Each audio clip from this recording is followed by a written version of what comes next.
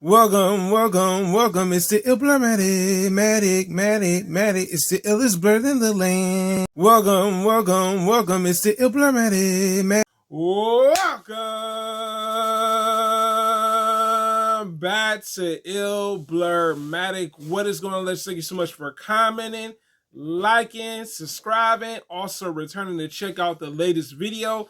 Let's get into it today. Today's new video is something that really surprised me. One of my favorite trilogies from this director. And he did a really good job with it. And what am I talking about? We are talking about Batman. So we all know that Christopher Nolan was the director for the Batman trilogy. The trilogy was something that was very successful, but let's get into the reason that I'm talking about this video is that pretty much the director Christopher Nolan didn't believe in Heath Ledger's Joker. What? Whoa, that is crazy. So let's talk about it.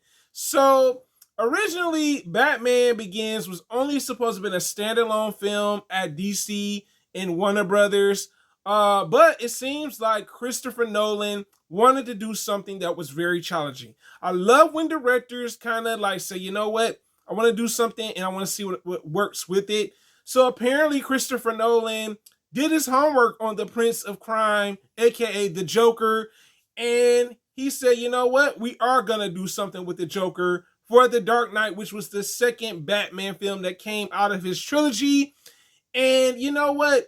I like when directors kind of challenge themselves to go outside their box or realm that they're in. And I mean, for me, I'm pretty sure Christopher Nolan inspired Heath Ledger to make the best out of that role. That is probably one of my favorite movies out of that trilogy besides The Dark Knight Rises. And I mean, I get goosebumps watching that movie. I mean, Heath Ledger did an incredible job, okay?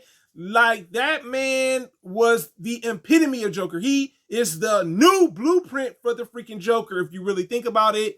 It's unfortunate that he died after the success of the movie.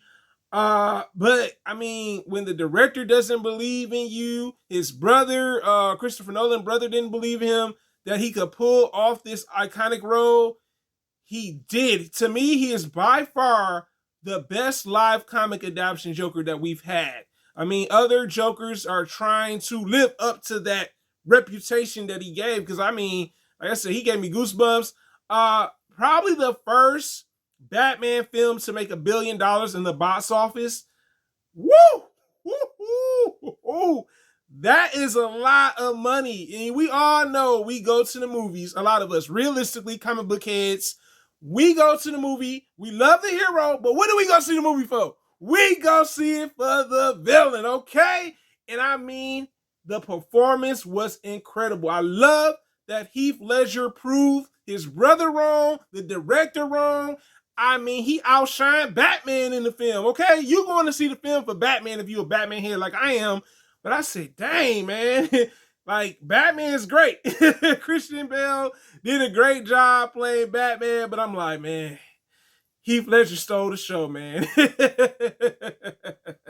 And on top of that, he is the first villain to win an award. Heath Ledger was the very first villain to win the villain award. Like, he set the standard of what supervillains should be like in comic book movies, if you really think about it. Like, no one else has done that.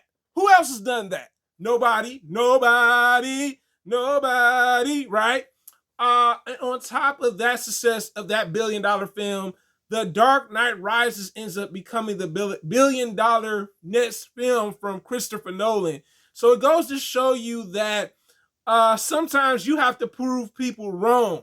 And I love that Heath Ledger really did that, because at the end of the day, if he would have just said, nah, I don't think I want to do the role because don't nobody believe in me, he wouldn't have did such a spectacular performance for this film, and it ended up doing $1 billion in the box office. Then the sequel that originally that was supposed to have him in it probably would have did $1 billion too, just like it already did it without him. So very interesting.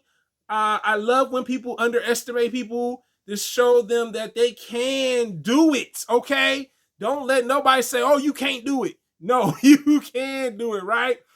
But you guys tell me in the comments, who is your favorite Joker as a live adoption Joker? My next question is, are you surprised that of Heath Ledger's performance was really well done in Batman the Dark Knight? You tell me in the comments, guys. It is a blur living in the world, guys. Thanks for commenting. Thanks for liking. Thanks for subscribing. And I am out. Thank you for the support now. The support now.